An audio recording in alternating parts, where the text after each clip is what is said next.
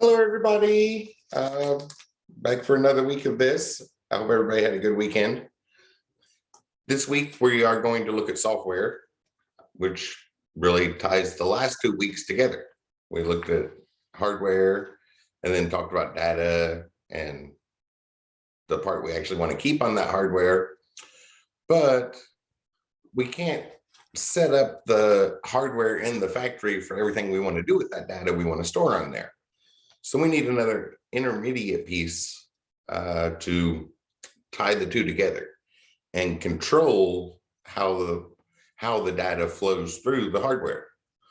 So sort of the third main piece. Who did I just click that button for? I think it was Shay. It's not on the list. There we go. Yeah, so looking at software this week, which that is normally what I teach the high level classes in. So I will probably have my notes in hand all week long to try and avoid going down any rabbit holes, because with software, I'm used to teaching the advanced classes of software. So,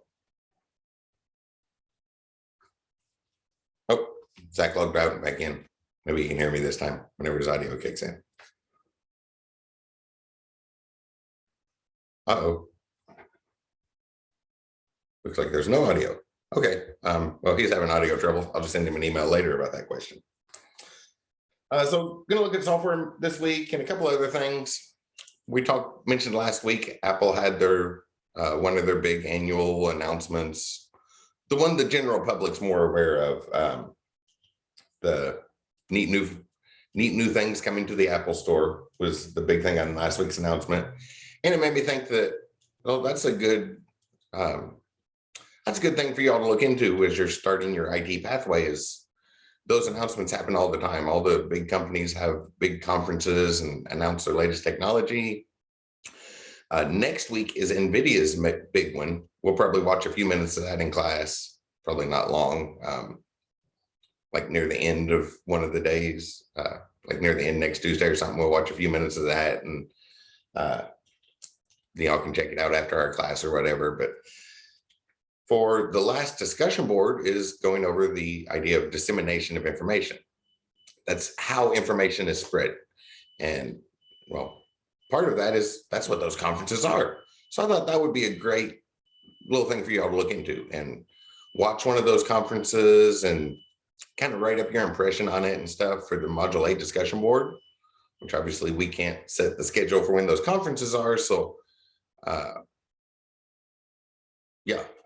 Nintendo did some stuff today, and those things are constantly coming out. So I think I'm going to work that into the course shell, because there's going to be something to watch every week. NVIDIA's is one of the best, because they're all NVIDIA is all about the newest, latest technology. So you'll hear what's ready to go, and what's going to be happening over the next 5 years from NVIDIA. Oh, let me put a comment in here.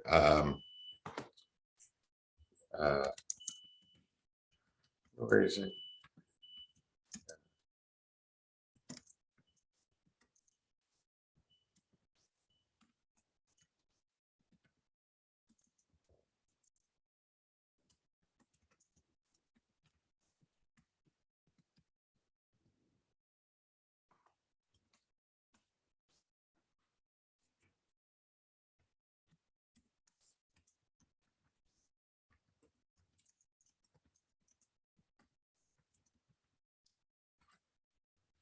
It's always frustrating when you log onto a Zoom call and the audio is just and the audio doesn't cooperate.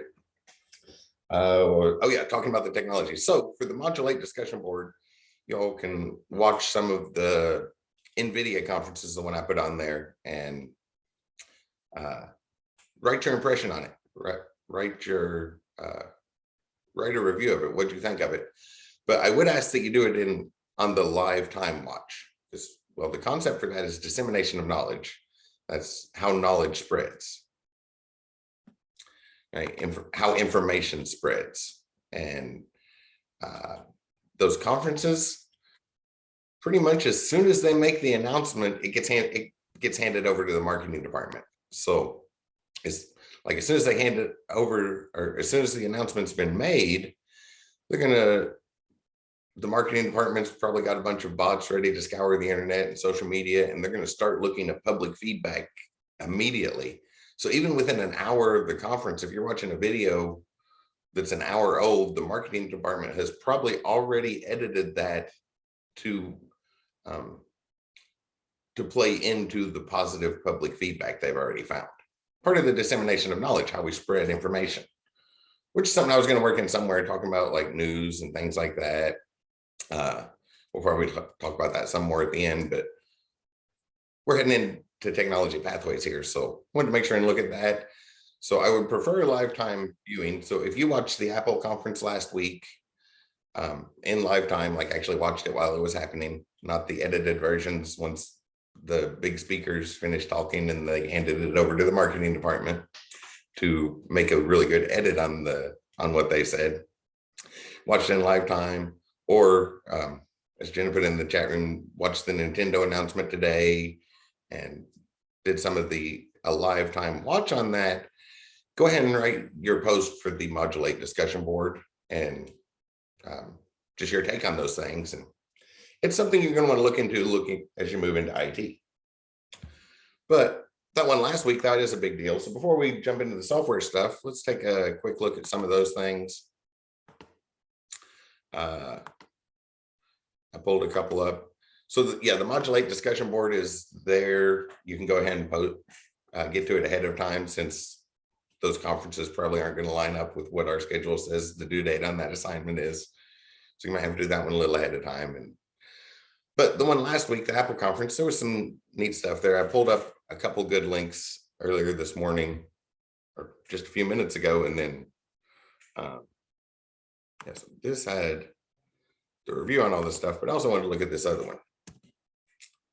Because another thing about that conference last week with Apple, if I go back to, I think this came out in December of last year, but all of the events for 2022, because Apple is a big, huge company. They do more than one thing a year.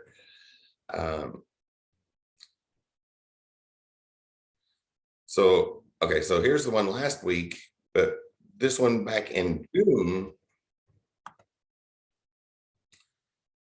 is where they would have made their big technology announcements.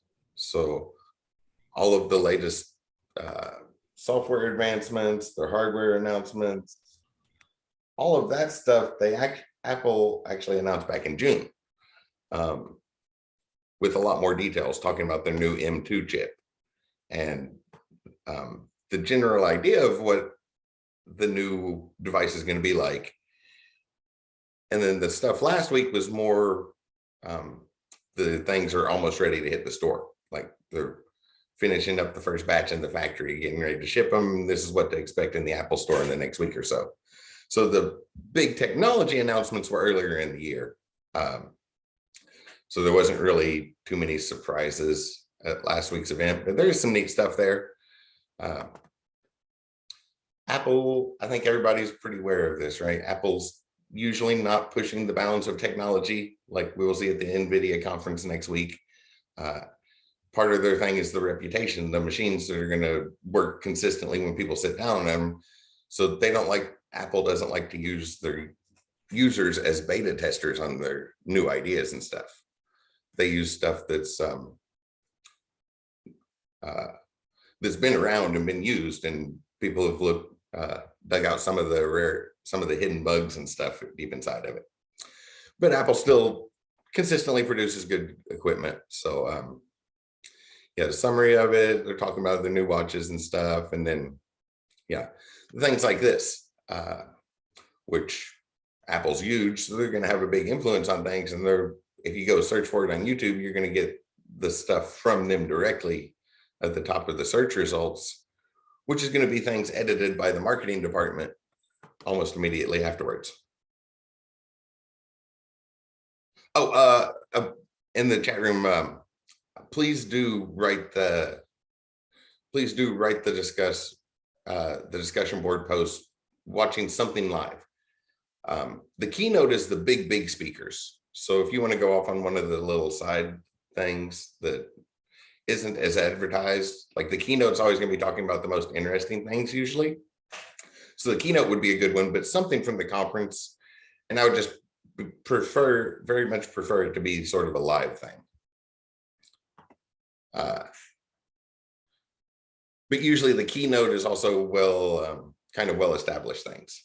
They're quite certain what, we usually know in advance what the keynote speaker is going to be talking about. That's the big focal point. So they had some nice new equipment come out. You can look at some of that. And yeah, last week's conference was more about the selling things, right? They're listing out the price that you're going to pay when you walk in the Apple store and different things on it. This one I saw in a few places, and it's not new technology.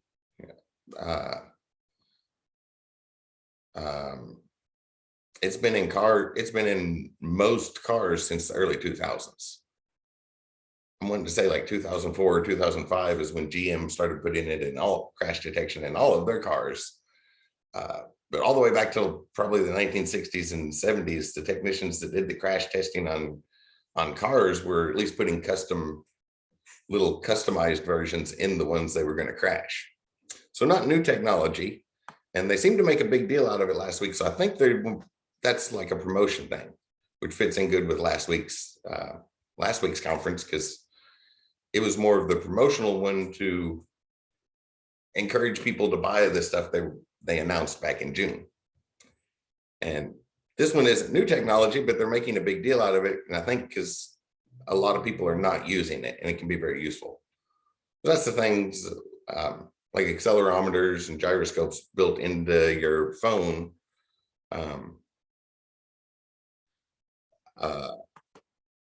So that if the accelerometer is like, okay, we're going 70 miles an hour 2 seconds ago, and now we're going 0, and there's a bunch of flips, should probably go ahead and call an ambulance immediately, because the movements associated with a car crash are very obvious, and a machine can pick those up, and it's a big safety feature. So I think they're getting into, they're just wanting to promote that because it can save people's lives. So that's going to be one of the big ones we hear about that, because it's not new technology, but it's one that people aren't using. Like people aren't activating it on their phones, and there's probably an upsetting data set if we looked up the actual numbers of the people who passed away in car crashes over the last year with that feature deactivated on their phone, or not activated. It comes turned off by default because it does use a lot of power.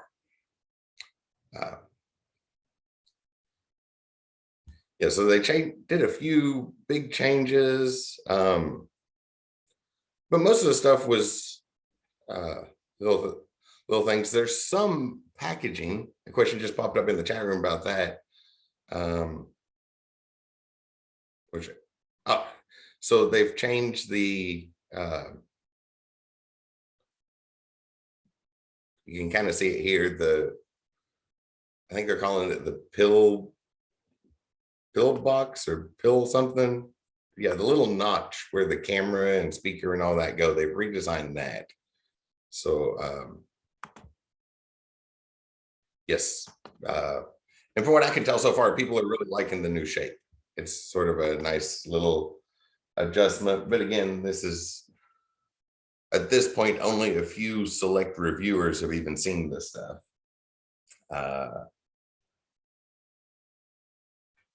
So once it gets out and hits the general public, then we'll have even better reviews of the stuff, right? Because just because the technology experts reviewing it know that stuff. What was that? Thought I turned those off before the call. Yes, I saw something in the chat room about combining hardware and software. So getting rid of the SIM card, which isn't really even, we wouldn't even call it a storage device. It has a single number, an ID number hard coded into it. So it's not storage that we could change or anything. It's just like a single number so that the carrier can tell who you are. So they just took that number and moved it into regular storage so that we don't need an external piece. I'm anxious to hear the public feedback on that one because I haven't heard the big details on that yet. I'm wondering if that's going to make it hard to change carriers, or if I'm pretty sure. make it easier. I'm pretty sure that Verizon hasn't had SIM cards for a long time. Yeah, they've been moving away from them. Yeah, because it's just an ID number, and we don't need something that has an ID hard coded in there. Because I think last week at Apple when they were promoting the ease that makes for stealing a phone, because if somebody steals an iPhone, all they had to do was take out the SIM card and put in a new one, and you couldn't trace the phone anymore. Yeah, so the shape of the case is supposed to be better, and a few features like that. But again, a lot of that stuff we need to wait until the general public has access to it. Because also there's a big difference when they release it to the people that will write reviews. Those people are still technology experts. What are the people who aren't experts in technology going to think about those same features? Still, a lot of interesting things. I think the camera's about where it was. I heard some talk about some advancements in the AirPods, but when I was looking around, I didn't really see too much noted. And that might be that point I was talking about earlier. There wasn't a lot of positive feedback after the conference happened. So the marketing department just stripped down on that to use space elsewhere. But beforehand, there seemed to be like more buzz around the change coming to the AirPods, but I didn't look in a whole lot of detail about what it was. It looks like it's going to be comfortable because everything's sunken in instead of sticking out. And that stuff on chat is still popping, or from Teams is still popping up.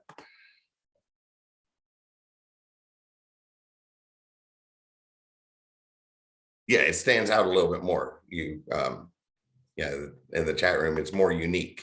It's easier to tell at a glance whether somebody has an iPhone or an Android, because they'd started to kind of blend together. You had to look closely to tell what type of phone they were, especially since the past couple of years, all the big ones have had the 3 cameras on the back.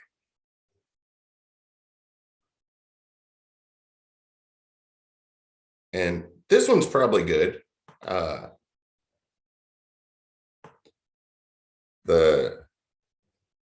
Is the notch interactive? I didn't see that when I was skimming over stuff. Okay, yeah, so where the microphone and front camera are. Yeah, it's the first, I think it's the first phone that's done that. And it's really interesting just because the notch, is something that we can't take out of the iPhone. So whoever designed it thought of making it interactive. And I think that's pretty neat. Yeah, we're not wasting space that way too. That's yeah, more efficient usage of space. It looks like there's a few good things there, but right now the marketing department has had a week to edit it down and filter it down to talk about the parts that people seem to like the best. Yeah, the dynamic island. So it's not just hardware components sitting there. We can do more with that space. So some nice features. But again, the general public, there'll be some different things when it's released to the general public, when people have it and you can ask your friends about it and get a good view on it. But these sort of conferences are important in IT. There's lots and lots of them, depending on where you're heading. Right? The ones we're talking about here are kind of more hardware stuff. I guess that's a hardware software thing, but there's cybersecurity conferences, and then getting into the specialties for any field you're going into. There's going to be lots and lots of those things. So let's go ahead and check one out here at the start to kind of see what they're like and start getting a feel for them. Y'all can read those blogs. There's a lot of stuff out there. Okay, yeah, so it's almost time to order them. It won't be long at all till you start hearing what your friends and relatives think about those things, because that is very, very often different than what the pure technology experts say about those things. And yeah, next week is NVIDIA's conference. So obviously some stuff with the graphics cards, that's why they're well known. The IoT things, like we looked at Raspberry Pi, those are small, cheap devices. NVIDIA makes some things about the same size that are impressive pieces of technology. They're not like cheap, they're not cheap small things. They're very, very, very nice machines that come in that same size to do all of your IoT stuff. One of the NVIDIA ones is already set up with machine learning AI in it and pre-configured for some other, some of the lesser known AI modeling options. So that when you use it for IoT stuff and make a smart home, it really is a smart home, not smart with quotes just because it does a lot, like AI type of smart home. Oh yes, so in the chat room. So yeah, it'll only be a couple days before somebody in here has some comments, some feedback on those. We all can read through that, and that is something you will definitely want to do. Because of the discussion boards, we have several discussion boards where we're just looking at new technology. For those who have me in other classes, I almost always give that assignment that you'll have to write a report on 3 pieces of new technology that came out during the time we were learning stuff, or within like the last 6 months, kind of like our discussion boards are here. It was in our discussion boards, but I almost always give that as an essay assignment because we got to keep up on technology. It changes quick. So, some of our other fields are a lot more established, or when change occurs, it takes a long time for it to filter across the whole field. But that's not the case with technology, right? Like what we were just talking about, was it last Tuesday? It's only been 7 days since Apple announced that stuff was on sale, and there's already reviews of it available, professional reviews, and it's only going to be a couple more days before we get the general public aspect of it. And that's going to spread across the entire industry very, very, very quickly. I guess one note I haven't mentioned in a couple weeks, remember, as you're learning IT stuff, keep the business perspective in mind. Because it's easy to, if you learn the concepts with the business perspective, it's going to flow down to your personal usage very well. But if you learn all the concepts on your personal level, it's a little harder to scale those up to enterprise systems. Things flow down better than up. So some new technology stuff, and yeah, one of the big, not the hitting stores conference, just the announcing the newest, latest technology that they're getting ready to put in cases and will hit stores, I assume, right before Christmas time. So they'll have another one of those conferences probably the week to follow up the NVIDIA conference next week. There'll be another one probably the week before Black Friday or so to talk about that stuff right before it hits the stores. Is the promotional version of it, where they're still talking about technology, but they're more interested in getting you in that store and buying the piece. So there's duplicates of all of them as well, which is another thing with that business perspective. So by the time it's ready to hit the stores, you know, if you're the head IT guy at a company and your boss hears about that new one right before it hits the store, you will have had a little bit of time to know what the technology is about and be able to answer questions. In general, just want to stay on top of the field, but that applies everywhere, right? If you switch out of IT and switch to business or healthcare or some other field, you still want to stay up to date in the field. Make sure you're always aware of what's going on. Some neat things there, though. Looks like some nice advancements and some nice little adjustments, but it's Apple. They don't like to push the bounds too far, because if they push the bounds of technology too far, then they're like Google and they use the users as beta testers, and things are being debugged and used at the same time. And Apple does not want that in their reputation. So a bunch of those things. So now into this week's topic.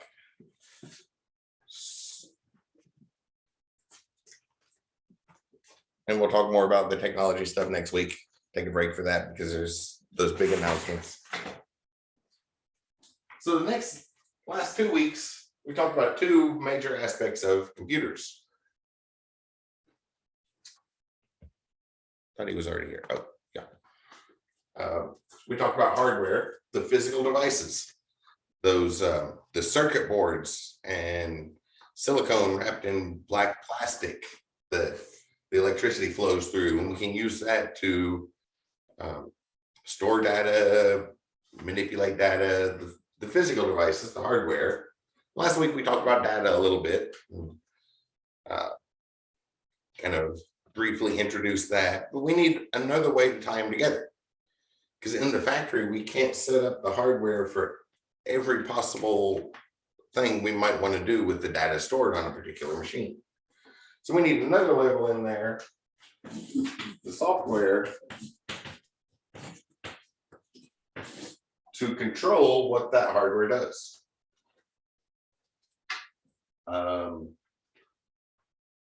Yeah. Should I put that? Instructions to control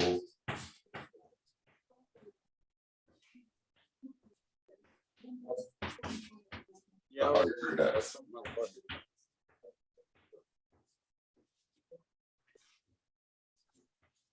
That's sort of, I think pretty close to what I have in my notes, but I've been thinking really hard about adding another word in there to tie it into data.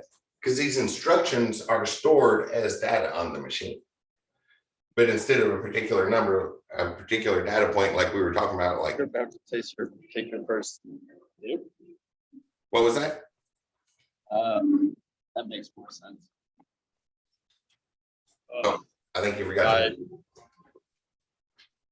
Unless that was a question for me, I couldn't quite hear you. Okay, yeah, it was kind of muffled, so I assumed he was talking to somebody else. So these instructions are stored as data, but instead of a particular piece of data, like we were talking about last week, somebody's name, the job they work, the shoe size, and those individual data points.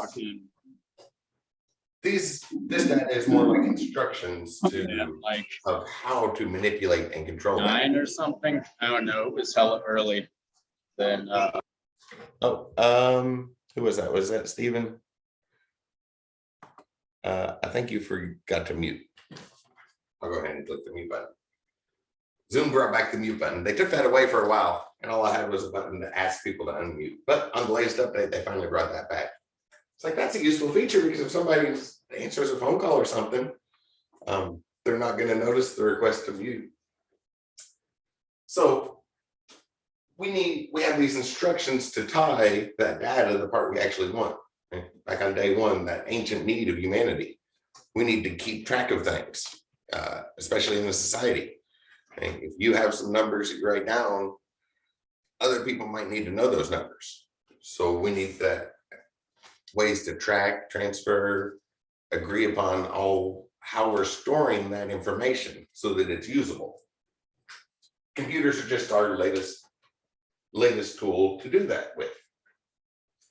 So the technical definition, we write asterisks on this one. The more technical definition than what I wrote at first, sort of thing that might show up on a multiple choice question when you hit quizzes or something, is software is a set of instructions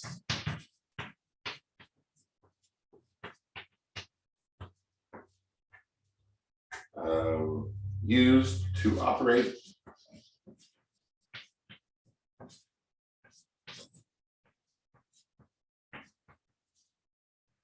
and execute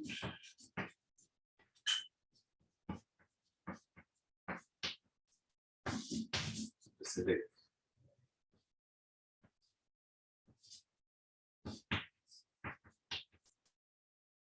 tasks. And I decided to write both of those definitions up there for a point that I've kind of alluded to a couple times this semester, what this class is about. I've referred to it as sort of a vocabulary class, learning to talk like an IT person, right? So we have the normal English version, all normal words we would use talking to just anybody we meet on the street, any of our friends, relatives.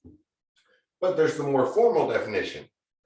And you want to pay attention to things like that, like how the verbiage is, the way the verbiage is used differently, and the specific verbiage we're using, and learn to speak like an IT person. That's a big goal of this class. That's why a lot of the assignments might seem trivial, like those foundational assignments. The one this week should probably seem trivial to everybody. That's why I added the little addendum of please try to learn a new way to do it. But we'll talk about that in a little while. But that's kind of what we're looking for in this class as a whole. Learning to speak like an IT person, so you sound like an IT professional when you talk, instead of simply understanding all the concepts in English. Because there's a transition there, right? But that happens in every field. Accountants speak accounting language. Healthcare workers speak hospital language. Right? It's not normal English. We need to learn the specialized version for our field. So pay attention, like in the formal definitions, to how the verbiage is used in some of those key words, and make sure you know how to use those correctly so that you will sound properly when you're talking to other IT people out in the field or explaining things to bosses and all of that. So I'll sidestep, but the definition is straightforward. No words too fancy there, and I think most people in our society are at least generally aware of what's meant by software, right? That's the part we interact with. We type on the hardware of the keyboard, but we're not interacting with that CPU directly. Our keyboard goes to some software, and then that software interacts with the CPU. The CPU sends out the results back to some different software, which then interacts with our monitor.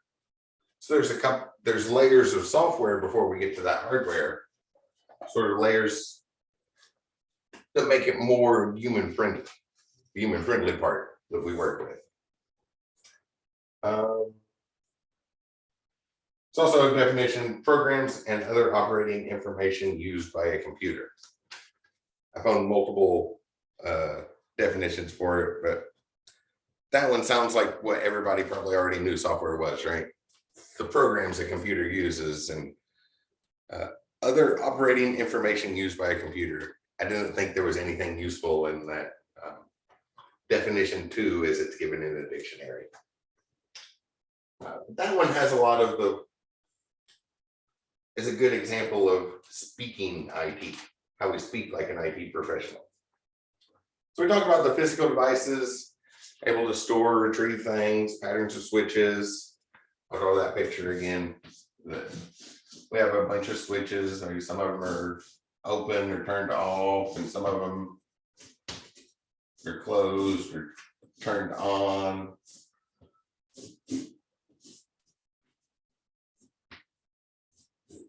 And between patterns of off and on switches, we can assign meaning. So talking about binary, 0, 1, 0, 1 is a much easier way to write that. And we can represent numbers with just 2 symbols. That's enough to do all of our math with. And in this case, we can kind of agree that that symbol means 5. Just like we all agree that this pattern of lines that I wrote here on the board means 5. That communication aspect of connecting things with other people. So it's one thing if we want to keep track of it ourselves, but we live in a society. Humans are a social species. We interact with others. So really that need we have for data is to share it with others so that we're all in agreement and we get the same meaning from a piece of data. And in general, what the machine's actually doing is very, very difficult for humans to work with. Except for a few special cases, pretty much only electrical engineers work with the binary. We saw when we were talking about binary last week that when humans are working with that, we usually work in hexadecimal and we work in binary 4 bits at a time. So for the most part, only electrical engineers are working with those. And they don't even really work with it in that 0101 order.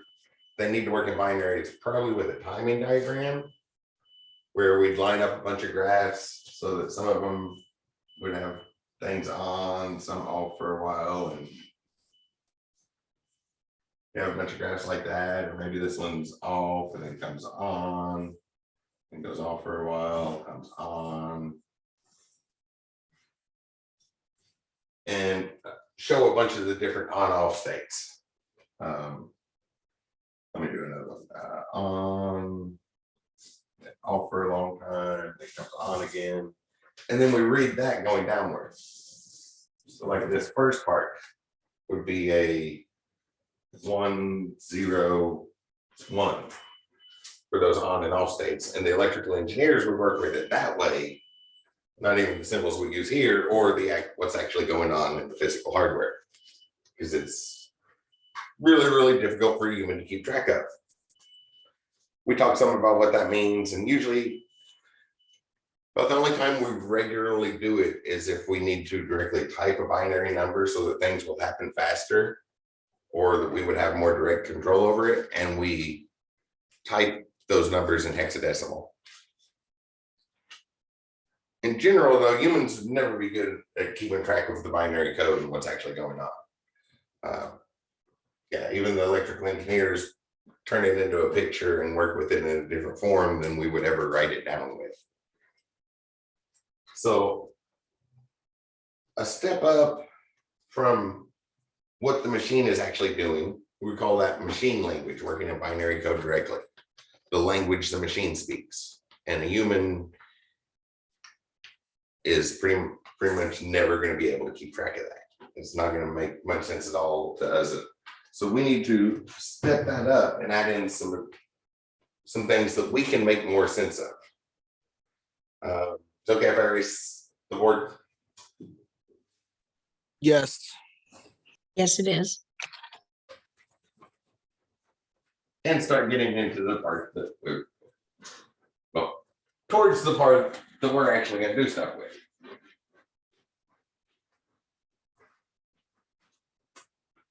I think you all were probably already well aware that binary is going to be way too confusing to work with, right? We need to step that up, and we can combine a few keywords with binary and know some things that the human would recognize and things that the machine would know what to do with, and combine those into assembly language.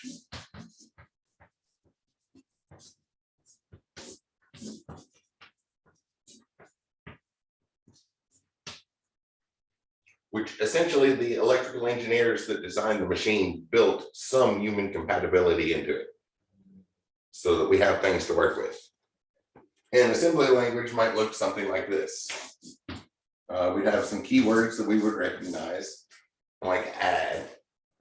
We know what that means. We're going to add a couple numbers, 0010, 0011, and then result.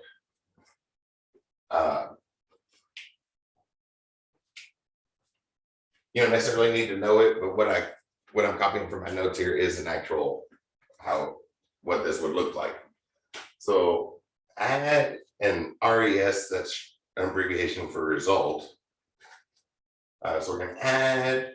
It looks like we have a couple of numbers, which is the necessary thing to add, right? In order to add, we have to have at least two numbers. And this is a big difference between how machines do things and how humans do things. Is for a human, I was going to write it over here anyway. So a human would write 2 plus 3. Or in particular, when we get to high level language, which I'll talk about in a second. So I'll just go ahead and put some labels up here. Which is a lot better for a human to work with. 2 plus 3 is going to be assigned to some variable. I'll just write X like we do in math class. So right off the bat, the way we write that as a human is very different than what the machine needs. Because we put the plus sign, our operation in between two numbers. But for the computer, we have to tell it the operation first. We tell it we want to add stuff, and adding takes two numbers, so then we give the numbers. So things have to go into the machine in a different order.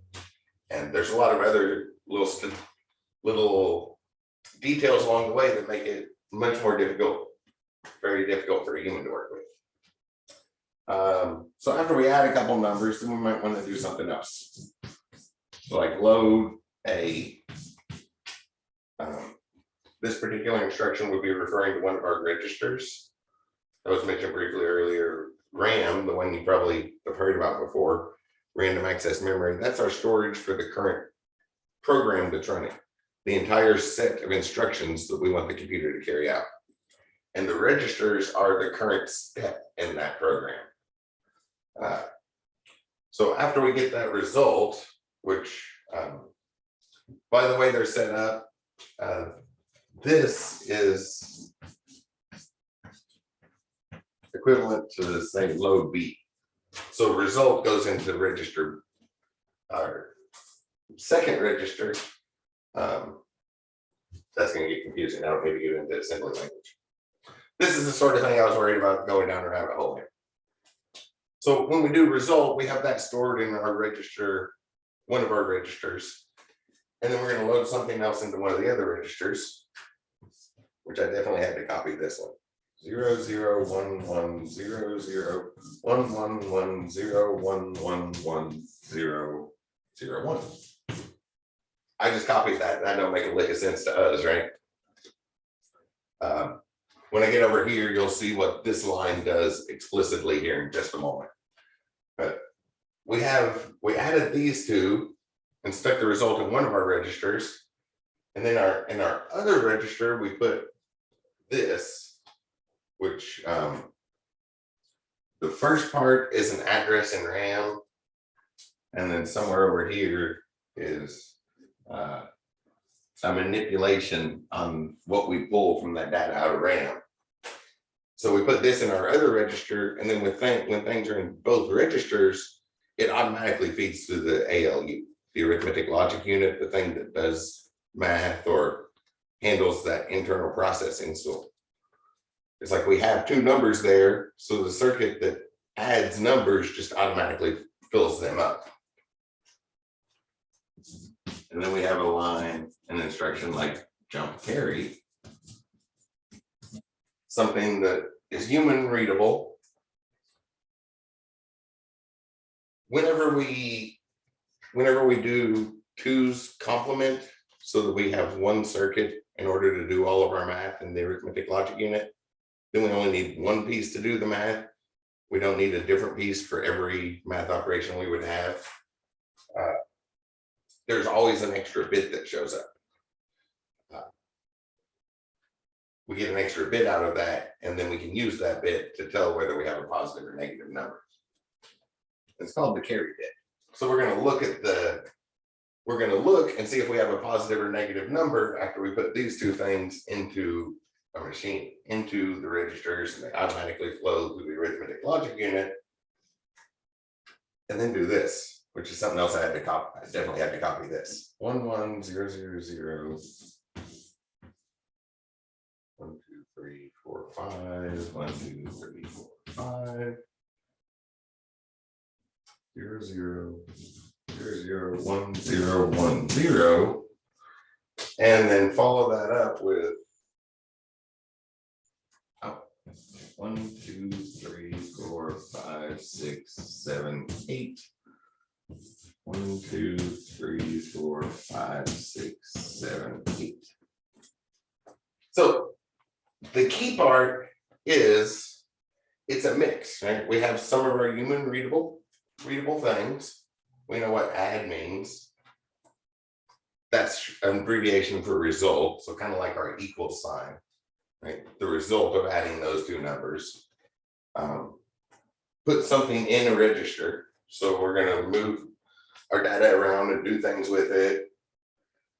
We're going to jump to another instruction afterwards based on based on one bit after we load those two into the registers. It's gonna automatically flow through a different part of the circuit. And there's one bit we can look at and decide how we want to jump based off what that bit is. But then there's still a bunch of binary code. And in some assembly languages, particularly x86, the one we're going to use most often, ARM does as well. We can use regular decimal numbers, the ones we have on our keyboard, in place of some of these, but not necessarily all of these, because they're not all representing numbers here.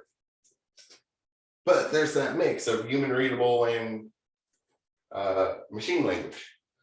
So it's a step up. We can do a little bit more with it, and the parts we have to do with the machine language directly are like small chunks scattered amongst stuff that we would recognize as a human.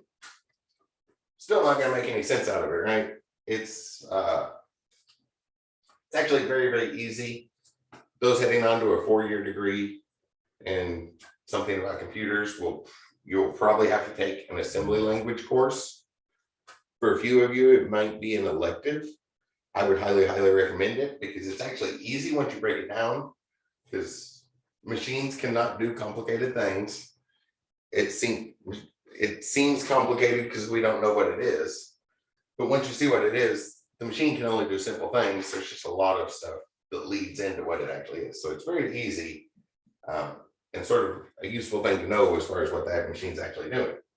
But for us here today, it's just looking at that mix. Assembly language is a step above machine language, but still a bit too machiney for us to work with. Kind of like that first line. Our math operation is first, and that's not how humans deal with it. When we want to add numbers, we write down the two numbers with the operation we want to do between them, not out front. So we get to high level languages, which is another layer of abstraction on what the machine does that is better for us.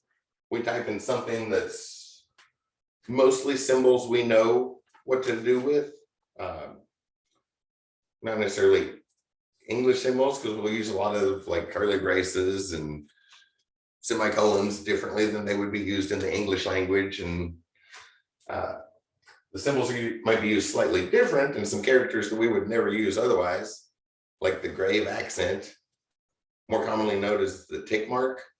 That's the thing next on the key with the tilde next to the one that most people in English probably don't know what that's actually called, the tilde symbol, or the vertical bar right above the enter key next to the backslash. That's called the pipe symbol. But a lot of people probably don't even know what those symbols are. So we'll use a lot of those, but we mix in some English things and put things more in a format that we know what to do with. So here's that same instruction in a high level language. Add the numbers 2 plus 3, and then stick the result in this variable, which a variable in software is not a variable like math class. You probably know that word from math class. And in math class, the variable represents the thing we don't know, that unknown quantity, or the thing that will be changing in a system. That's not the case in computer programming. In computer programming, we know exactly what the variable is. So what a variable is a named location in memory. That's a key word that'll show up this week. So the computer's dealing with numbers. The computer's going to remember where we keep data in our RAM chip based off which address or which individual slot number in that RAM chip it is. But a human's never going to keep track of that. So a variable is a way that we can refer to it. I like the analogy of think of your neighborhood. If you're talking to your neighbors, you can say things like over by the Joneses house, or that house that used to have green shutters. And people who live in your neighborhood are going to know exactly what you're talking about, because you all are insiders to that. And that's how the data is to the computer itself. All that binary on the machine, as far as where it's stored in RAM, that's the local representation of it. any piece of the computer will recognize that, but a human's an outsider. So like in your neighborhood, if somebody was coming in from California and asked for directions, you couldn't say things like over by the Joneses house. Or that other one I just said, did I say green shutters? The house that used to have green shutters would be completely meaningless to somebody lost in your neighborhood, because that's not even the color they're painted anymore. So the outsider needs a different way to access things. And that's what a variable is. So in the analogy, we have the street address. Every house has a number and the numbers go in order. And each block down the street gets a different number. And there's a nice systematic method for anybody in our culture to recognize, so that if they know which house number they're looking for, once they get to the right street, they know how to find it. They can find that particular number. They know which side, right? Even numbers on one side, odd numbers on the other side. They go in order.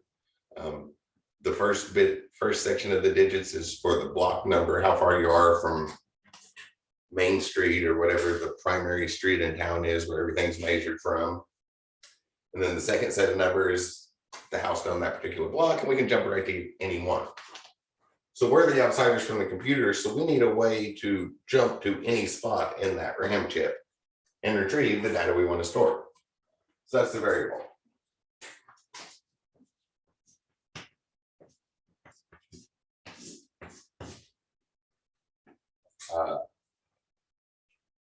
Name, location, memory. That might be a little small there. Just the definition, I wanted to make sure and write that to explicitly indicate this is the part we're worried about. This was just the lead in, right? That confusing part that, well, we still need another layer of abstraction to make sense of what's going on with that. The next thing, this next instruction, we're loading something from our RAM chip into the register. So we already have that data. So to write that over here, actually these two lines kind of combine. And to write that over here is going to look something like if X is greater than Y. For those who have seen software before, any software development before, that's going to look a lot more familiar than these two lines. But that's what those two lines, those two lines are what that sort of thing looks like in assembly language. And these things here, these keywords that we would recognize in assembly language, those are usually pretty simple in binary as well.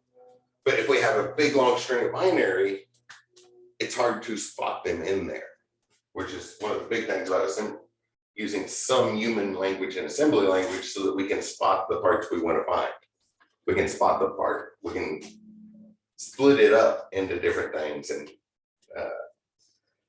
almost like an organization thing.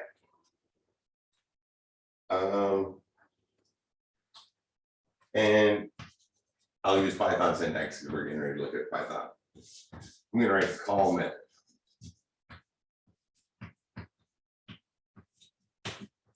So we're going to look at that number we just found from adding, which we know is 5, but we could change that and add a different numbers.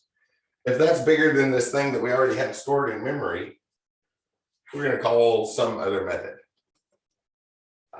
So for another example, maybe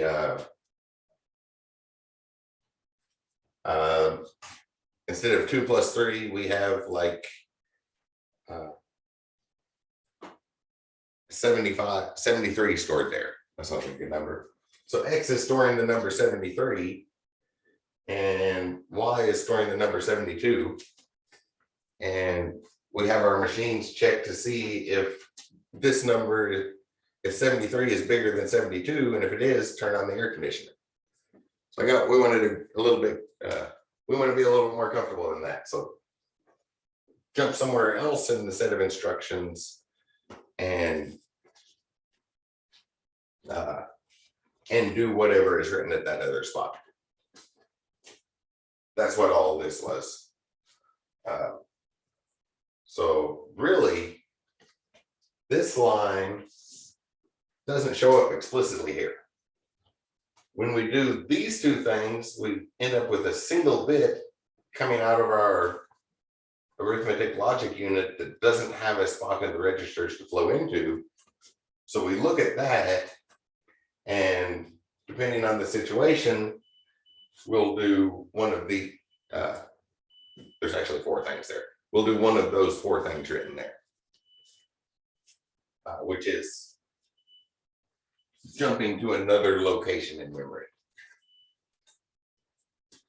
Yeah, one of them is the address on RAM, and the other one's what to do once we get there. But that part's confusing. That was mostly an example to show it's confusing. So we have another layer of abstraction to make it a little more human friendly. And that's the main part we're going to look at this week.